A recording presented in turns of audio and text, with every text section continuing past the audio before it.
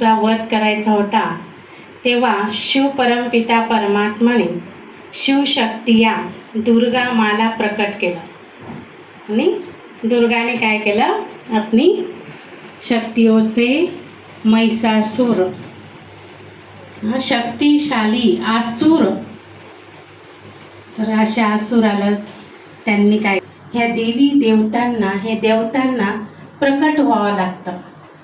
म्हणून आपण कन्यापूजन करतो. घराघरामध्ये काय करतो, कन्यापूजन करतो, खाऊ पिऊ घालतो, पालना करतो ना कन्या. तर तसंच आपल्या दिदी पण, तुम्हाला माहिती ना की छोट्यापणापासूनच दिदी ह्या ज्ञान मार्गामध्ये आल्या. परमपिता परमात्माला त्यांनी ओळखलं आणि परमपिता परमात्माच्या श्रीमतवर चालून, ज्ञान मार्गामध्ये चालून, कोणी म्हणतं माझी घुटणे दुखत आहे, ही दर्द होत आहे, पण दिदींच्या तोंडून कधीच नाही है ना. तर आज 70 वय आहे आणि दिदींनी मध्ये स्वयंपाकसुद्धा बनवू लागले है ना. तर अशा दिदी आपल्या त्यांची महिमा काय करावी, तर परमपिता परमात्माने आशीर्वाद दिलं, सत्य ज्ञान त्यांनी दिलेलं आहे. तर अशा दिदींसाठी आपण सन्मानाने त्यांचं कौतुक किती करावं ते कमीच आहे. दिदी तुम्ही इथे आल्या आणि एवढ्या सगळ्यांना तुमचा लाभ होत आहे, तर खूप खूप आभारी आहे आणि दिदींचं खूप खूप स्वागत आहे, स्वागत आहे, स्वागत आहे. या जगदंबा आहे, जगकल्याणी आहे आणि समोर 3 देव्या बसलेल्या आहेत, लक्ष्मी माता, दुर्गा माता, सरस्वती माता. तर या देव्या तुम्हाला काय देते, वरदान देत आहे. आपल्यामध्ये आहे दिदीजी. तर दिदीजींची महिमा अपरंपार आहे. तर काही शब्द मी लिहिलेले आहे, तर तुम्ही ऐका. एक एक शब्द खूप सुंदर आहे. तरीसी माँ शक्तिशालिनी, शक्तिदायिनी, वरदानी, सुखकारिणी, हंसवाहिनी, ज्ञान विना वादिनी, ज्ञान की भंडारी, अंबा माँ है, जगदम्बा माँ है, कल्याणकारिणी, दिव्यता दायिनी, समृद्धि दायिनी, पवित्रता की भंडारी, प्रभु की दीवा. परम पिता शिव के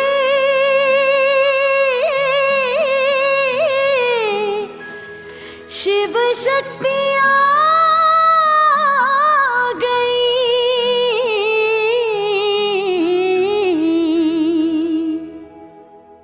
शिव शक्तियाँ गई धरती पे, शिव शक्तियाँ गई धरती पे, शिव शक्तियाँ गई. घर घर में होती है जिनकी पूजा, घर घर में होती है जिनकी पूजा, चेतन में वो देवियाँ गई, चेतन में वो देवियाँ गई. शिव शक्तियाँ आ गई धरती पे, शिव शक्तियाँ आ गई.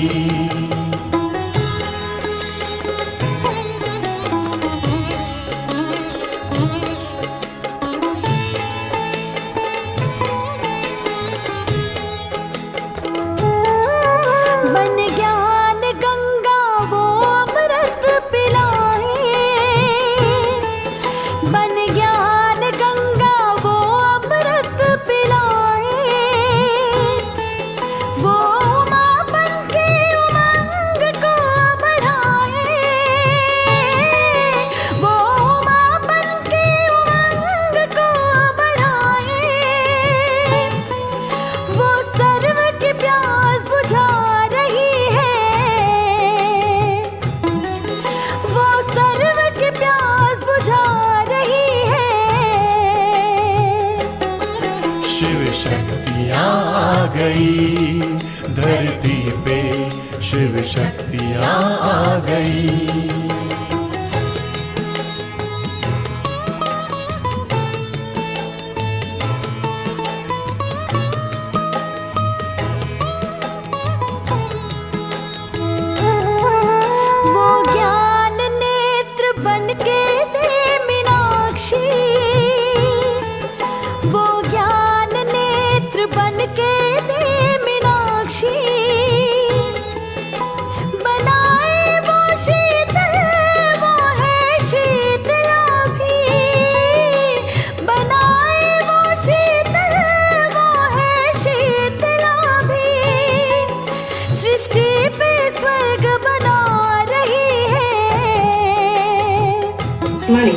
शिवशक्ती या दुर्गा माला प्रकट केली.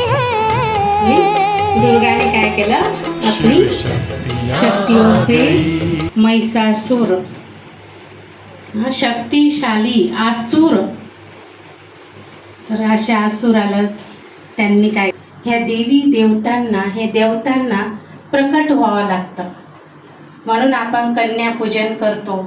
घराघरामध्ये काय करतो? कन्यापूजन करतो, खाऊ पिऊ घालतो, पालना करतो ना कन्या.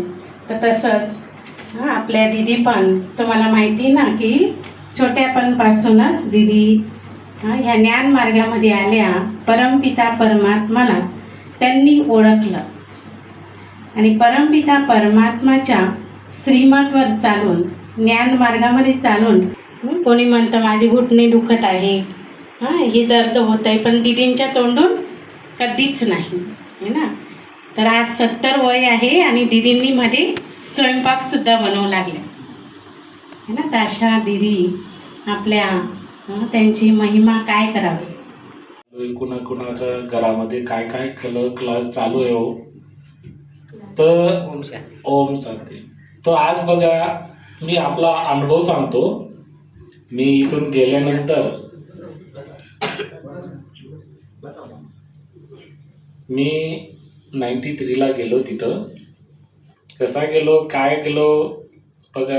आज माणूस आहे ना, काहीतरी घटना घडल्यावरच माणूस भगवानला बघायला ढूंढतो, फिरतो. तर भगवानला आम्ही त्यांना ओळखल्यानंतर त्यांच्या संग कसं संपर्क करायचं त्याच्या बाबतीत तुम्हाला इथं तर जानकारी दिली असेल. आपल्या जीवनामध्ये कसं शांती प्राप्त होते.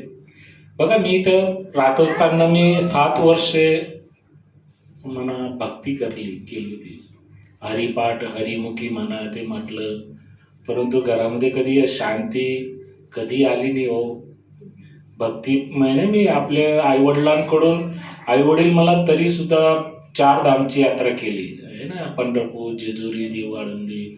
तिथून आल्यानंतर